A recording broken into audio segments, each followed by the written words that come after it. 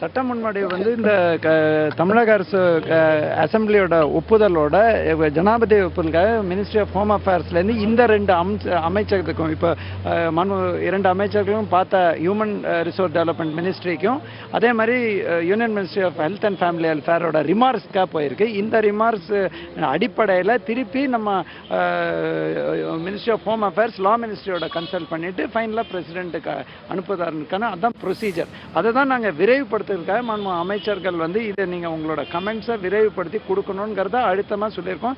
இந்த அமைச்சர் சொன்ன மாதிரி அந்த பெக்யூலியாரிட்டி தமிழ்நாட்டில் மட்டும்தான் இந்தியாவில் இந்த மாதிரி +2 எக்ஸாம் வந்து கொள்கை ரீதியாக +2 மார்க்ஸ் அடிப்படையில் கொடுக்குறோம். அதுதான் குவாலிஃபைங் எக்ஸாம்.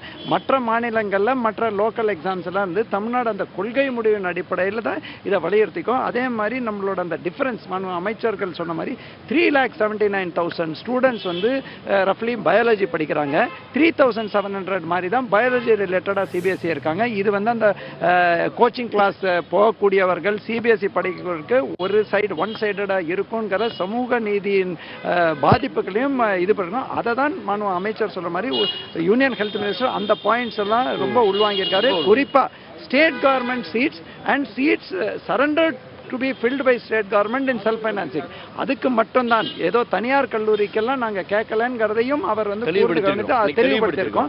தேவையான மற்ற legal position about the old case அது வந்து இன்னும் ரிவ்யூக்கு எடுத்துப்படவில்லை.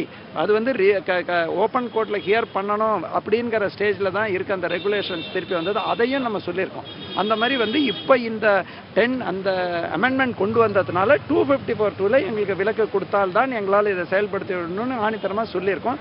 நல்ல முடிவை கடந்த ஆண்டும் நம்ம மாண்புமிகு அம்மாவுடைய அரசு கேட்டதுக்கு அந்த விலக்கு இருக்குன்னு நினைக்கிறீங்களா?